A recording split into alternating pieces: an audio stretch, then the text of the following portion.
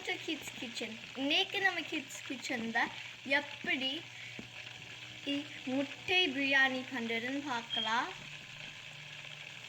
First 2 table spoon oil ஊற்றிருக்கேன். அதில் பெருஞ்சீரகம் போட்டுக்கலாம்.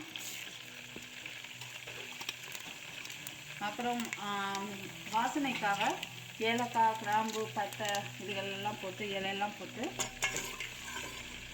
லைட்டாக ஆயிலில் ஃப்ரை பண்ணலாம். Just 5 second time. இப்போ வெங்காயம் போடுறோம். கொஞ்சோண்டு உப்பு போட்டுக்கலாம்.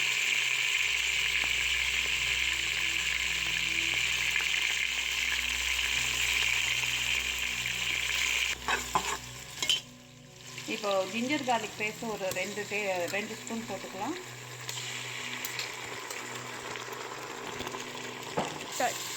நல்லா பச்சை வாடை போகிற அளவுக்கு நல்லா நம்ம வதக்கிக்கணும்.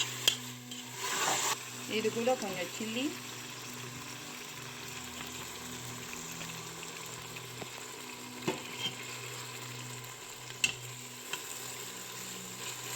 கொஞ்சம் புதினா இலை,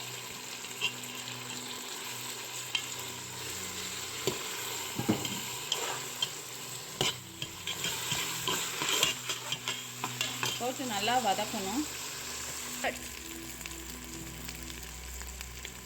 வெங்காயம் நல்லா வதங்கிருச்சு. இப்போ ஒரு தக்காளி சேர்த்துக்கலாம்.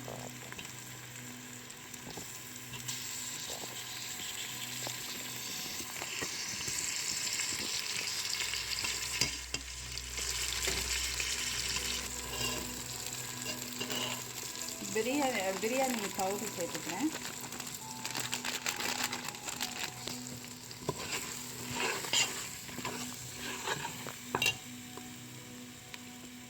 இது கூட லைட்டாக 1 ஸ்பூன் மிளகாய் பொடி சேர்க்குறேன்.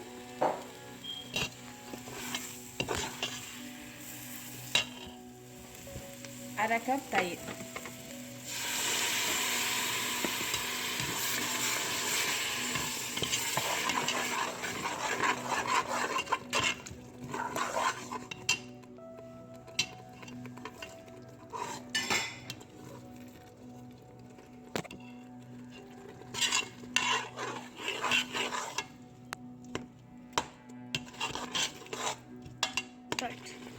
நம்ம 1 கப் அரிசிக்கு 1.5 கப் தண்ணி எடுத்துக்கணும்.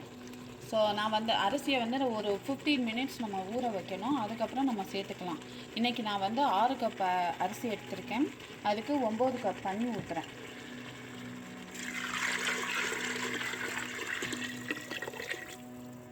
உப்பு போட்டுக்கிறோம்.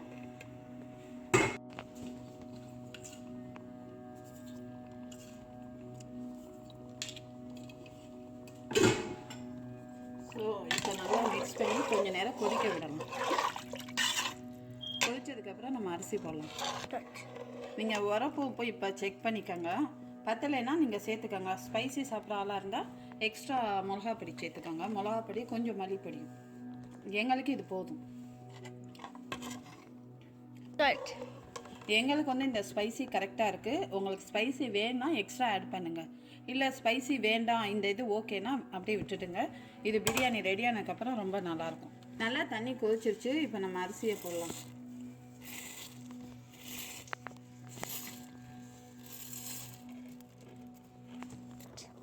அரிசியெல்லாம் போட்டாச்சு. இப்போ நல்லா லோ ஃப்ளேமில் வச்சு அதை வேக விடலாம். அதை ஏதாவது ஒரு பிளேட் வச்சு மூடி வச்சுக்கோங்க. கொஞ்சம் ஆயிலை ஊற்றிக்கலாம்.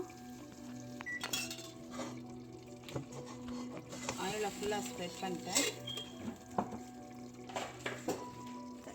ஓகே,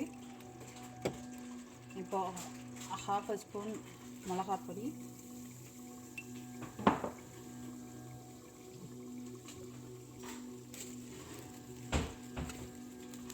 1/2 ஸ்பூன் கறி பவுடர். அடுப்பு ஆஃப் பண்ணிக்கோங்க.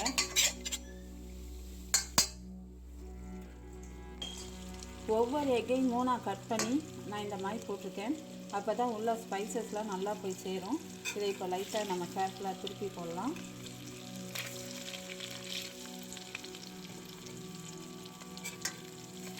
சால்ட்டு பத்தலை, அதனால் நான் கொஞ்சம் சால்ட்டு சேர்க்குறேன்.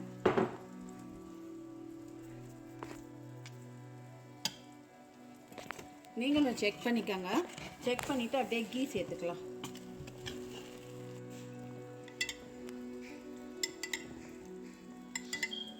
ரைஸ் ஆல்மோஸ்ட் வெந்துருச்சு.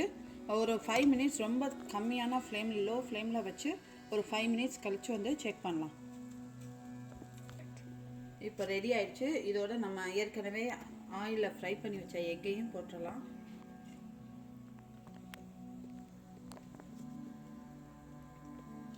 எக்கு பிரியாணி ரெடி ஆயிடுச்சு.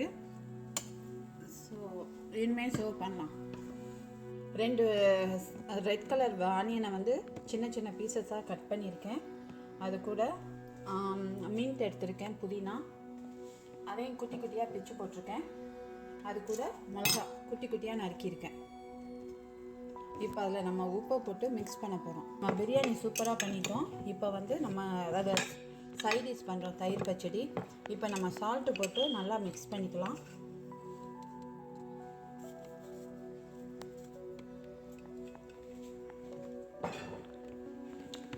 ஸோ சால்ட்டு போட்டிருக்கோம். இப்போ நல்லா மிக்ஸ் பண்ணிக்குவோம்.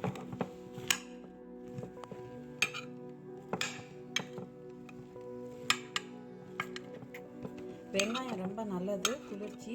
அதுவும் நம்ம குக் பண்ணாமல் அப்படியே எடுத்து யூஸ் பண்ணுறோம். ஸோ ரொம்ப நல்லது. ஸோ இப்போ உப்பை நல்லா மிக்ஸ் பண்ணியாச்சு. இப்போ நான் தயிர் சேர்க்க போகிறேன்.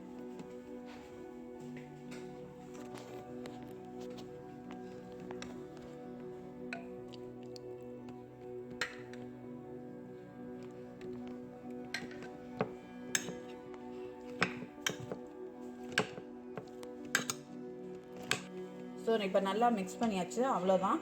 இப்போ இதை வந்து நம்ம பிரியாணியோட சேர்த்து சர்வ் பண்ணலாம்.